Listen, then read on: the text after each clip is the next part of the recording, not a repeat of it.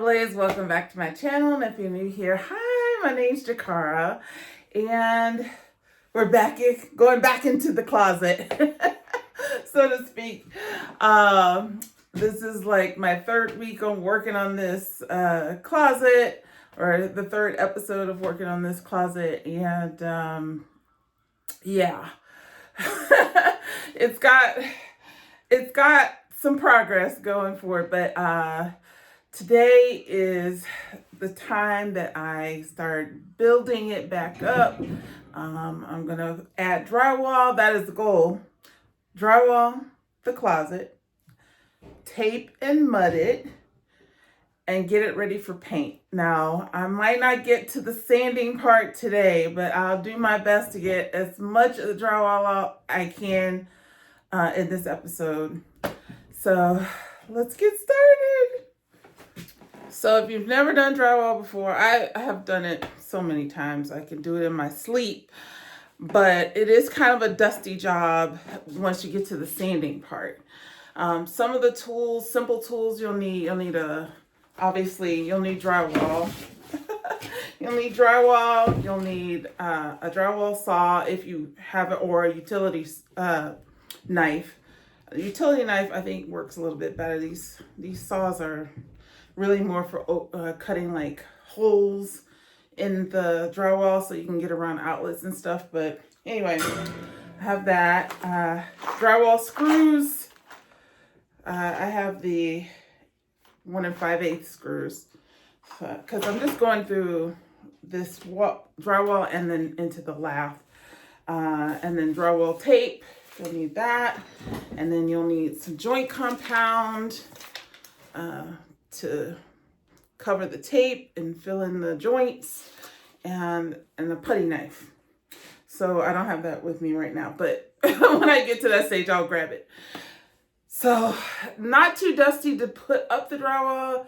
It's just really about measuring and getting enough of the drywall covering the surface so that you can go back in with the tape and like attach the tape and mud and everything to just smooth it out a little bit.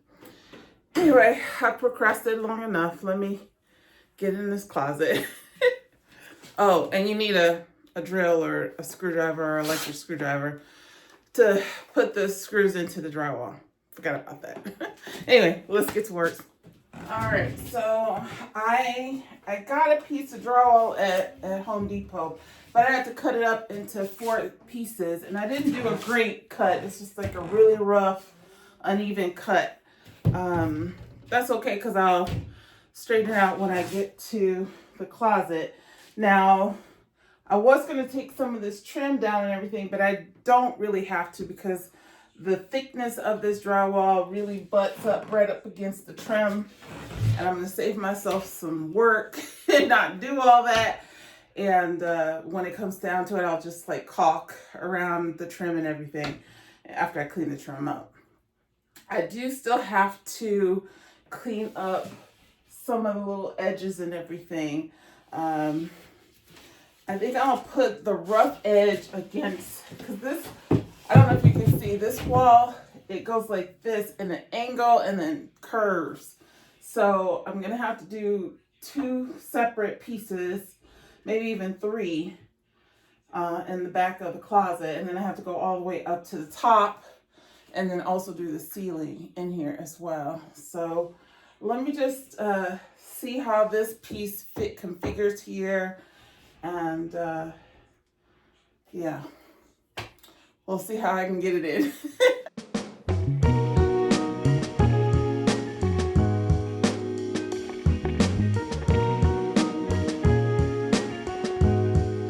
All right, so I got the first piece in. Like I said, I just butted it up to the trim, and then I'll just fill that part in with caulk. This piece isn't cut very well, as you can see. It's kind of crooked at the bottom, but you know, it doesn't have to be straight because I can kind of fill it in with drywall mud. The thing I wanted to show you though was when you put in drywall, make sure your screws go below the surface of the drywall. Not too deep, but deep enough where when you put the drywall mud over it. It just covers up this hole and smooths it out. So you can just sand over it and smooth it. All right, so one piece in, many more to go.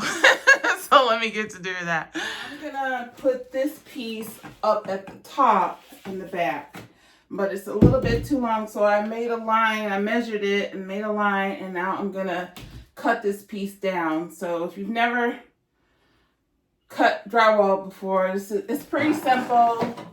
You need a utility knife, like I said, and you just go along the line and you score it, and then from there you can cut the back of the paper. So I'll just do that quickly. Hopefully I can do this with my left hand, because and keep a straight line, relatively straight. So you just score it across like that. I'm sure you've seen this before. And just try to go a little bit deeper. So you kind of, oh, I went off a little bit on that little bit there.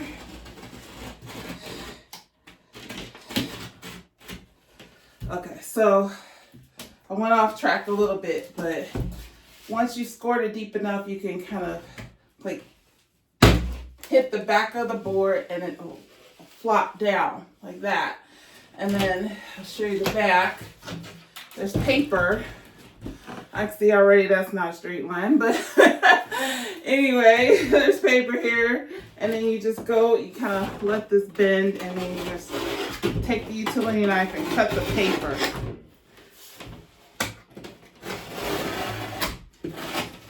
I'm not very elegant when doing drywall. I figure that, you know, you don't have to be that precise, especially for a place like, if it's a place that's going to be highly visible, of course you want to be as accurate as possible. But this is a closet. Nobody's going to go in there but me. So it don't have to be perfect in any way, shape, or form. So you have these little bits here. You can just, there's a tool you can use to get these little bits that get kind of caught and stuck after you cut the paper. But I never use that tool. I just kind of use the edge of the blade and smooth it out a little bit. And now it's ready to be hung.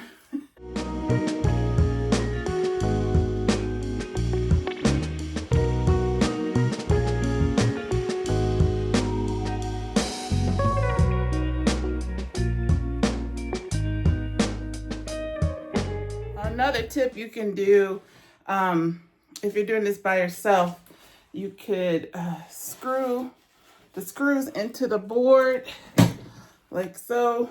Just kind of like, not all the way in, but just get it in like that, and then you don't have to be fumbling around with the screws and the board at the same time. So I'm gonna add this one in now.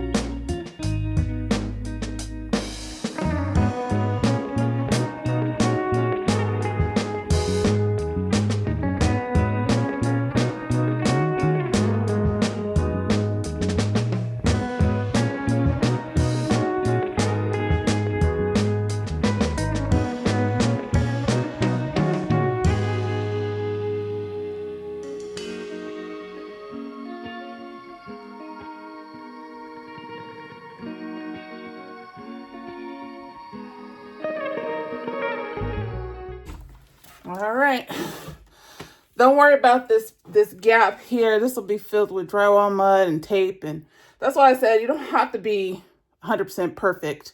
You just have to get it on the wall and get it at least same level if you can. So that works, and I'll just tape it up and mud it and all that stuff, and it'll be smoothed out when I sand it. So this is what it's looking like so far. I got this big piece up here. I still have to do the ceiling, which You probably can't see, but, and all those pieces on the side. But I think the next piece I'm gonna do is this piece at the bottom here, because that's a pretty big chunky piece. And I'll add that and try to finish up the bottom here before I go back up to the top.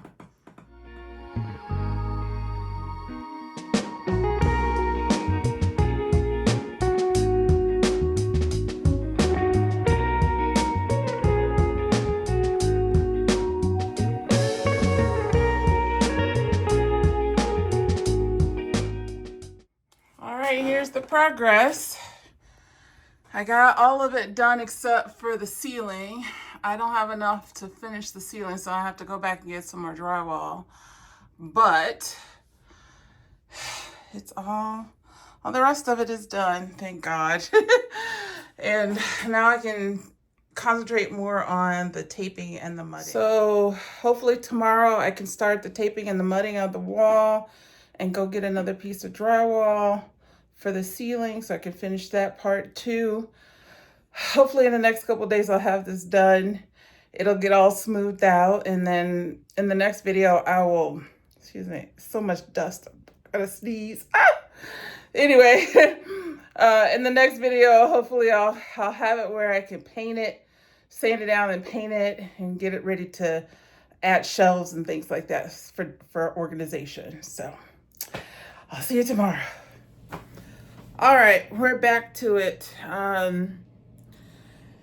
Ready to tape and mud the closet. And yes, that is a safety pin holding my glass together because the pin or the screw fell out and I couldn't find it. So this is what I'm looking like. Eventually I'll fix my glasses, but okay. So I found my knife, my like spackling knife or putty knife or whatever you want to call it. I should have cleaned off the last bit of what I had before, but anyway, I'm gonna go ahead and start taping and mudding, and then I'll show you kind of my process on how I smooth it out, because I try not to put a whole lot of layers on there because I don't like all the sand. When you go to sand, I don't like all that dust. So I've got a technique where I can do it where it gets smooth and it's not a lot of dust. Anyway, let's get to it.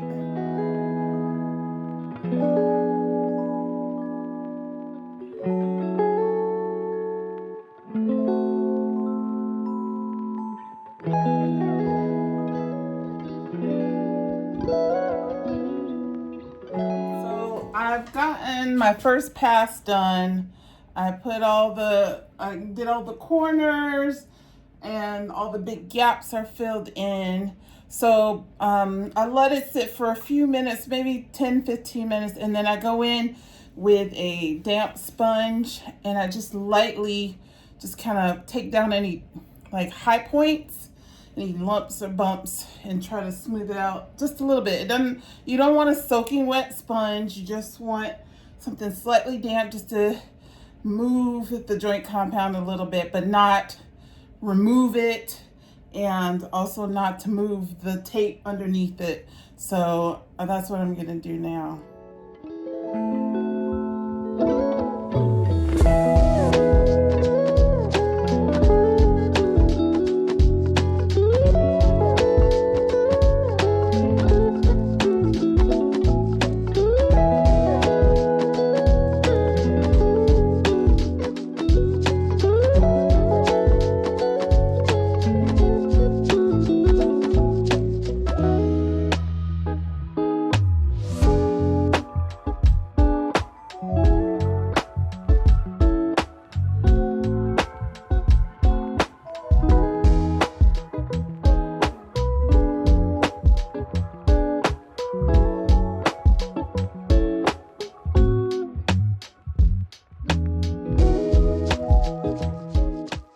Let that dry for a day or two, and then I'll go back with another layer of joint compound in the areas that are still where you can still see the tape, because you don't want to put a huge thick layer on there. You want to put like a thick enough layer for the tape to adhere, but not too thick where you have all these waves and lumps and unevenness. So thin layers, some people like to do 3, 4 layers. I only like to do 2 because I don't have time for that.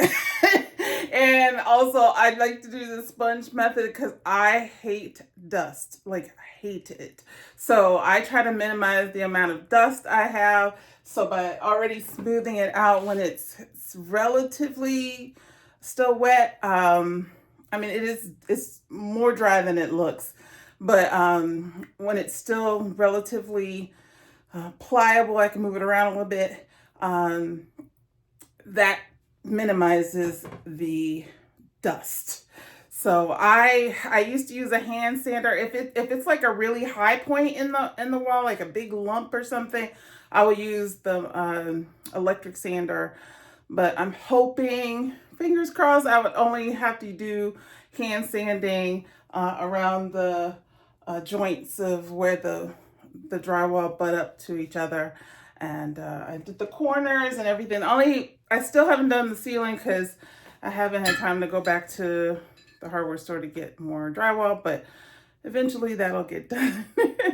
And then I'm also going to put a coat of joint compound over this cement, brick, whatever it is, just because it's just to smooth it out a little bit. I got all the flakes of paint and stuff off of it, but I just want to smooth it out a little bit more. So when I paint it, everything looks smooth and new, and I'll clean up the trim and everything as well with some sandpaper, and you'll see, it'll be really pretty. So that is what I'm planning. Hopefully, fingers crossed, I'll get it done in the next video, and then we can start styling it. And that is the exciting part. That's the part I love.